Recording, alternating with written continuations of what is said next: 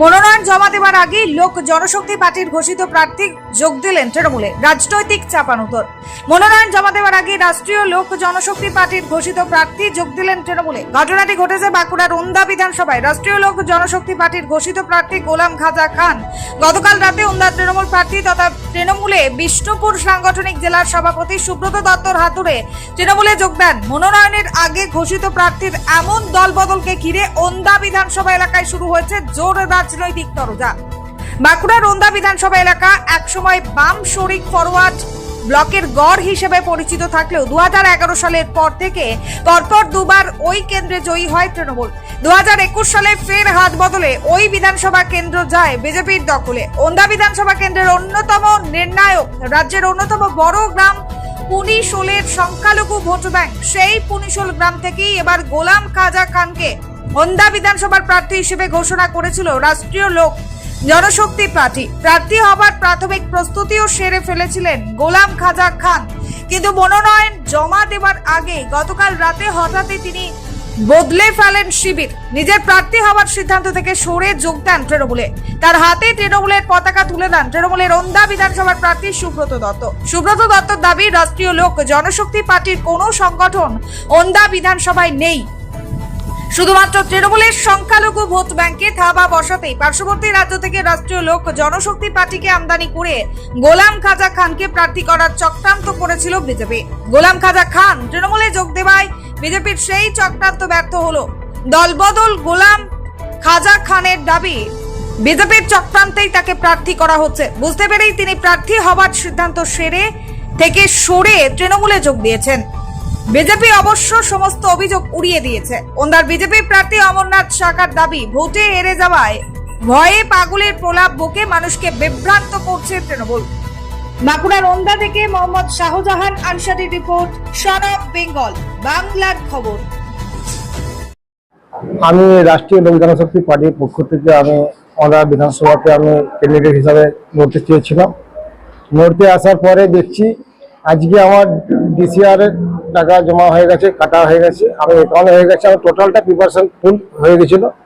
তারপর যখন দেখলাম যে এটার মধ্যে বিজেপির অশুভ চক্র জড়িয়ে আছে বা বিজেপি এটা মদতের মধ্যে আছে, আমি সঙ্গে সঙ্গে আমরা সমস্যাটা বাতিল করেছি, বন্ধ করেছি। সঙ্গে সঙ্গে আমি তৃণমূলের নেতৃত্বের সঙ্গে যোগাযোগ করে আমি মমতা ব্যানার্জি উন্নয়নে সামিল হতে চাই। ওই পার্টিতে কতদিন যুক্ত ছিলেন? আমি এই পার্টিতে মোট টোটাল এসছে পশ্চিমবঙ্গে 3 মাস। আমাদের বাঁকুড়াতে 3 মাস, আমি 3 মাসই শুরুর থেকেই ছিলাম। পদে ছিলেন? পদে আমি ওন্দা ব্লক প্রেসিডেন্ট,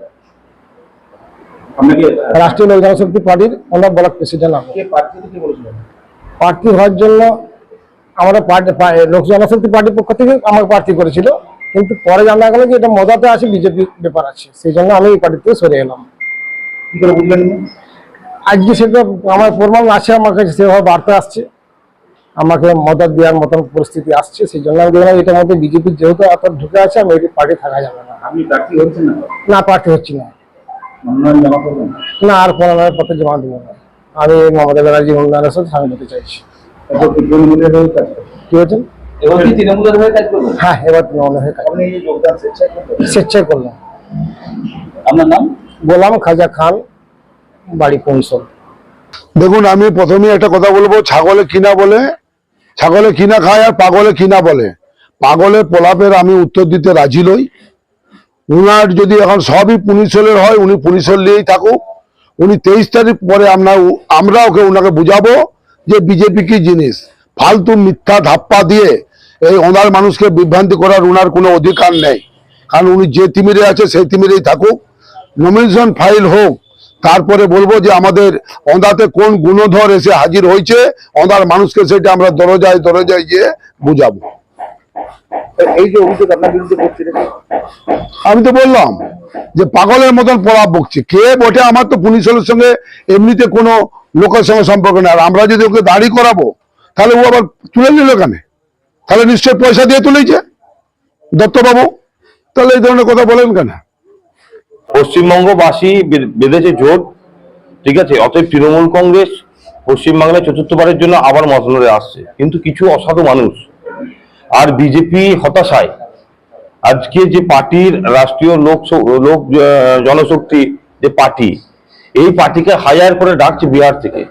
কারণ মানুষ সরে গেছে, অন্য স্টেট থেকে পার্টিকে ডেকে এনে তৃণমূল কংগ্রেসের ভোটটা কেটে পড়ে তাকে ভোটে জিততে হবে।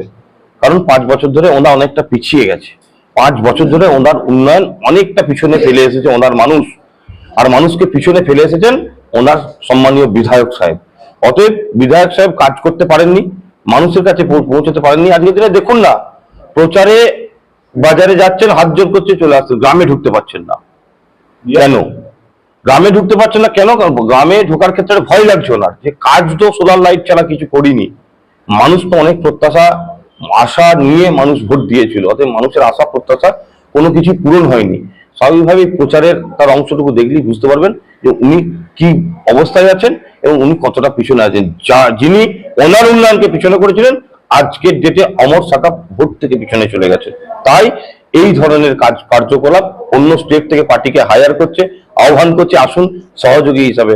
ওনার শুভবুদ্ধি সম্পন্ন মানুষ, আশা রাখবো 23 তারিখ এর জবাব দেবে। সংখ্যালঘু ভোট ব্যাংক বেশি কি চক্রান্ত? দেখুন, শুধু সংখ্যালঘু ভোট ব্যাংকের আজকে একটা প্রমাণ এসছে। আজকে সংখ্যালঘু ভোট ব্যাংক ভাঙার জন্য আজকে উনি এই প্রয়াস করেছেন, কিন্তু আমার কাছে খবর আছে যিনি বেশ কিছু প্রতিষ্ঠিত ব্যবসাদারকে হুমকি দিচ্ছেন, বেশ কিছু মানুষজনের কাছে অন্যায় স্বীকার করছেন, বেশ কিছু মানুষজনকে ফোন মারফত উনি হুমকি দিচ্ছেন। কয়েকদিন আগে আমার কাছে একজন বসেছিলেন, ওনার ফোন এলো, ফোন আসার সাথে সাথে ওনাকে বলছে কিরে ভুলে গেছিস সব, ভোটের পর সামলাতে পারবি তো? আমি হাত জোর করে অনুরোধ করবো যে ওনার মানুষ শান্তপ্রিয় মানুষ, ওনার মানুষ শিক্ষিত সুশীল মানুষ, ওনার শুভবুদ্ধি সম্পন্ন মানুষকে এই ধরনের হুমকি দয়া করে দেবেন না।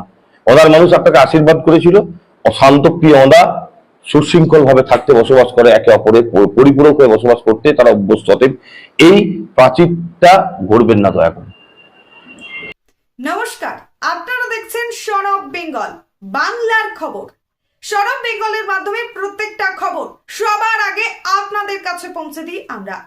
সন অফ বেঙ্গলের প্রত্যেকটা খবর ফেসবুক, ইনস্টাগ্রাম এবং ইউটিউবের মাধ্যমে শেয়ার করা হয়। আমাদের ফেসবুক পেজ, ইউটিউব এবং ইনস্টাগ্রাম আপনারা দেখুন, ফলো করুন এবং শেয়ার করে দিন প্রত্যেক সংবাদ প্রেমীদের কাছে।